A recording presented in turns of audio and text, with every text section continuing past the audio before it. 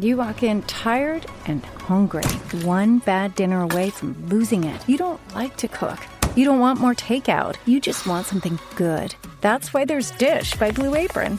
Pre-made meals with at least 20 grams of protein and no artificial flavors or colors. From fridge to fork in 5 minutes or less. Keep the flavor. Ditch the subscription. Get 20% off your first 2 orders with code APRON20. Terms and conditions apply. Visit blueapron.com/terms for more.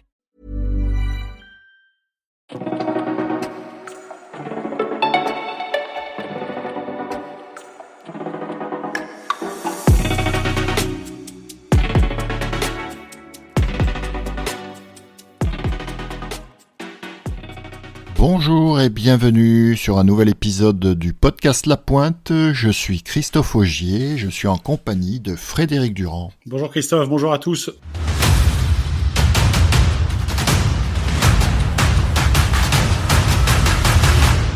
Épisode exceptionnel cette semaine parce que l'actualité nous oblige à faire un nouvel épisode puisque l'équipe de France affrontait hier soir le Monténégro. On espérait forcément une victoire de la France. Malheureusement, c'est pas passé loin et la France s'incline 13-12. Mais avant d'attaquer cette actualité, Frédéric, je crois que tu avais quelque chose à nous dire. Ouais, un petit mea culpa par rapport à ce que j'ai dit sur la composition de l'équipe des Pays-Bas, puisque j'avais dit que Van den Burg et Gadamassi étaient les seuls joueurs à jouer à l'étranger. Et puis Aurélien Cousin, qui est un fidèle auditeur, m'a envoyé un petit message. Et effectivement, on est loin du compte parce que quasiment toute l'équipe des Pays-Bas joue à l'étranger. Alors, je ne vais pas faire un déroulé de tout le monde, mais Marseille, Florence, OSC en Hongrie, Barcelone, Vouliarménie, Hanovre, on l'a dit, Tenerife, Rijeka. Donc, effectivement, l'équipe des Pays-Bas évolue dans sa très, très grande majorité, voire totalité, à l'étranger. Donc, dont acte. Et puis, à nouveau, les Pays-Bas, là, c'est quelqu'un d'autre, c'est Rémi Garceau qui m'a envoyé une photo où on voit clairement, effectivement, que quand le chrono est à 0, la balle est encore dans la main. Donc, c'est pas ce que j'avais vu et j'avais dit que la VAR s'était un petit peu trompée. D'ailleurs, l'arbitre, quand il avait regardé, quand il avait consulté les images, il avait pris sa décision assez rapidement, ce qui fait que dans son esprit, il n'y avait pas de doute. Et effectivement, sur cet angle de vue-là, la balle est encore dans la main quand le chrono est à 0. Donc voilà, c'est très bien que les gens qui nous suivent aussi peuvent nous corriger quand on se trompe. Il n'y a aucun souci avec ça et ils sont les bienvenus. Donc merci à Aurélien et à Rémi. Et merci aussi à tous ceux qui font des commentaires sur les posts qu'on poste justement sur les réseaux sociaux. Et c'est bien, ça alimente le débat. Donc merci de réagir. Et voilà, ça permet de susciter un peu des réactions.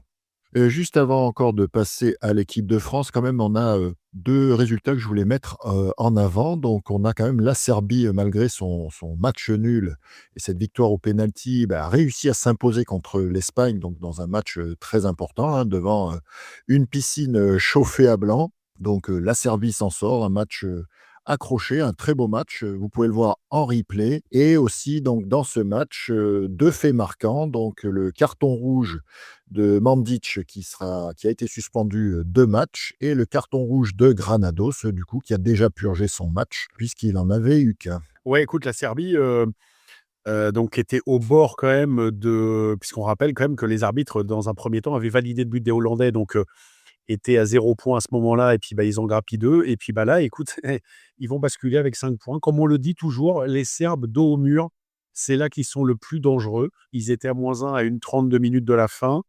Et puis, ils passent devant à la faveur d'un petit 2-0 et ce but de Viktor Razovic à une petite poignée de secondes de la fin du match. Donc, ils basculent avec 5 points, ce qui va les amener quand même en position assez favorable.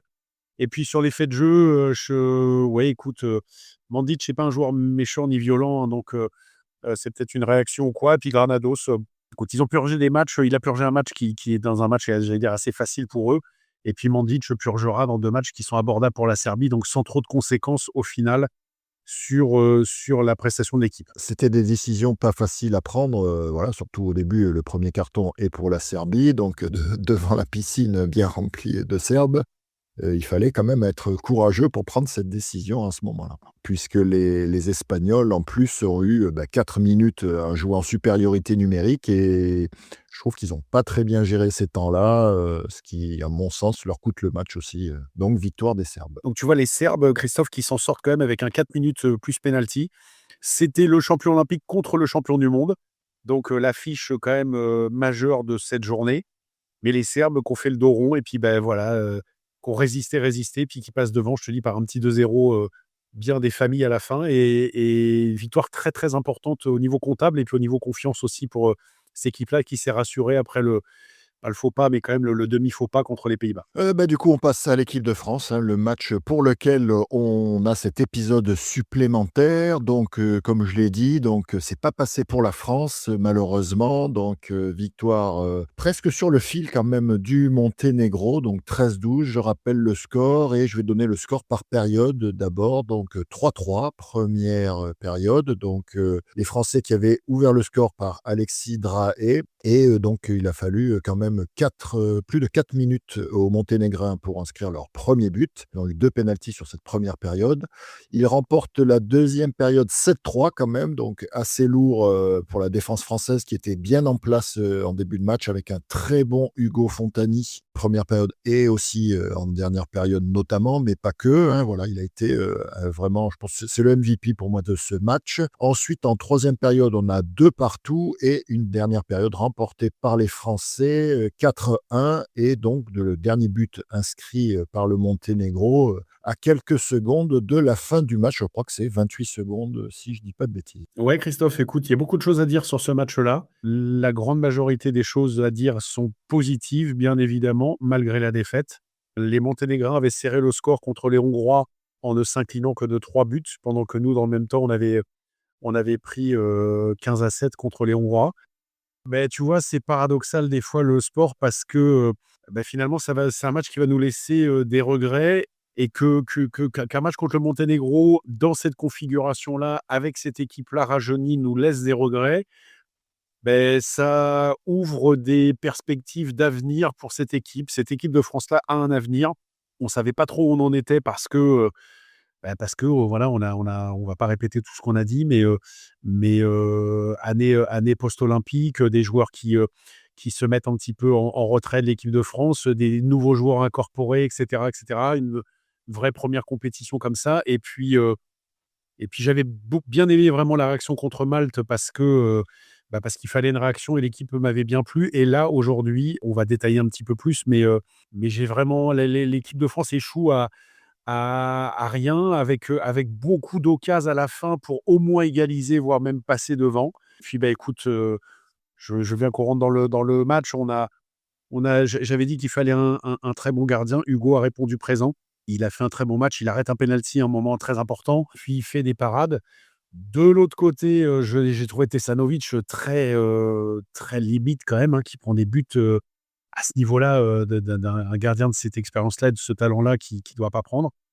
Mais écoute, non, non, j'ai vraiment bien aimé ce que j'ai vu et puis on échoue pas loin, mais j'aime pas le principe des défaites encourageantes, mais celle-là, elle l'est et au moins Veiko Kobechak pourra, travailler là-dessus, se reposer un petit peu là-dessus c'est un match plein d'enseignements pour moi. Alors oui, c'est, un match plein d'enseignements, donc je trouve qu'il y a des joueurs qui ont su un peu, prendre confiance, je dirais, que bon voilà, qui est de nouveaux arrivés, hein. Je pense notamment à Alexis Drahe, qui est dans le set de départ, qui joue, quasiment 19 minutes dans ce match, qui met 2 buts sur 3 tirs et qui, a été précieux. Bon, il fait encore quelques erreurs, je dirais un peu de jeunesse, mais pas de jeunesse par rapport à son âge, mais de jeunesse à ce niveau-là et dans cette équipe de France A, mais qui commence, je trouve, enfin, en tout cas sur ce match-là aussi et le match précédent, voilà, commence à bien trouver sa place.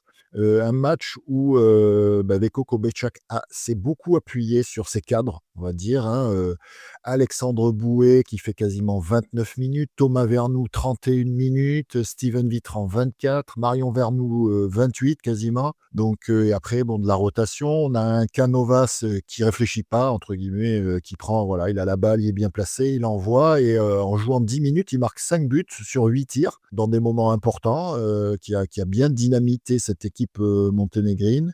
Donc ça fait plaisir à voir. Puis, bah, ouais, c'est un peu dommage, cette défaite. À un moment, je pense que enfin, j'y croyais. Je me suis dit: «Ça y est, si ça se rapproche un but, si ça égalise, tout est possible» et puis, bah, quelques secondes, voilà, on loupe quelques actions. Je trouve qu'il voilà, prêt pour un peu côté négatif, je trouve qu'il y a encore un peu trop d'erreurs défensives qui sont vite sanctionnées, hein. Voilà, on est sur du haut niveau. Une mauvaise passe, tout ça, bah, ça peut être un contre-attaque. Mauvais placement, bah, c'est des pénaltys tout de suite, donc ça coûte cher. C'est dommage, alors qu'il y avait quand même une belle défense, je l'ai dit tout à l'heure, en première période, qu'on a retrouvé véritablement en quatrième période, de l'agressivité à Hugo Fontani, qui arrêtait tout, donc bah, ça met en confiance aussi, ça met en confiance l'équipe. Voilà, des joueurs qui sont un peu sortis, Mathis Mas qui met un joli but à un moment important, voilà. Après bon, il y a des joueurs qui sont un peu encore en dessous, je trouve, qui ont du mal à se positionner défensivement, donc ça coûte cher à l'équipe. C'est dommage, mais bon, il y a ça laisse quand même des bons espoirs. Alors on peut pas vivre que de l'espoir, je pense, mais j'espère que voilà, on avait des gros doutes, à la fin des jeux olympiques, hein. C'est pour ça aussi qu'on a créé ce podcast et puis, ben là, ça nous rassure. Voilà, on s'est un peu trompé et on a eu raison de se tromper parce qu'on voit des choses intéressantes. Ouais, Christophe, écoute, alors, tu as vu qu'il y avait un plan clairement établi anti-Thomas.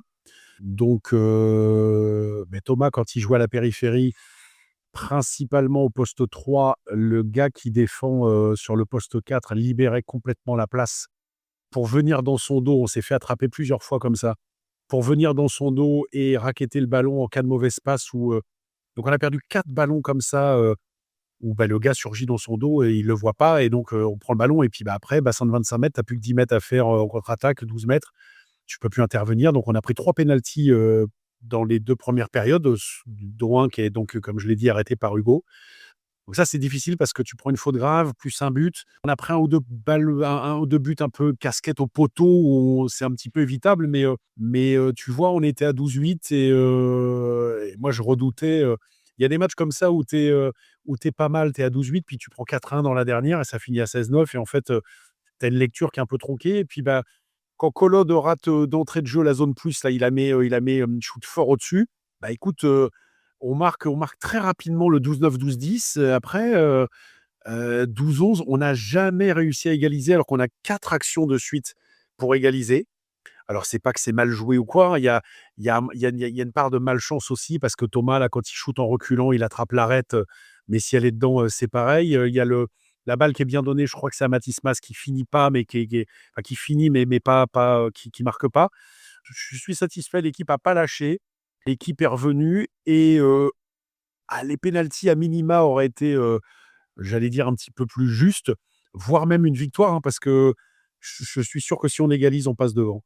Les montées des grains, tu sais, le ballon, il est plus lourd après, hein. Quand tu es à 12-8, tout le monde shoot facilement et puis à 12-10, ça shoot déjà moins facilement, mais à 12-12, j'aurais voulu voir ce que ça aurait donné et non, non, j'ai bien aimé une équipe solidaire, Canovas, tu l'as dit, hein, qui a des très longs segments, hein. C'est un joueur qui fait pas loin de 2 mètres, qui a des longs segments, donc il peut enrouler, ramener, revenir petit côté ou attraper la diagonale et comme tu l'as dit, c'est pas péjoratif de dire qu'il réfléchit pas. Il faut à un moment donné, il faut de la spontanéité, hein, pour tromper un gardien. Il faut avoir confiance en soi et lui, il a confiance en lui, il shoot.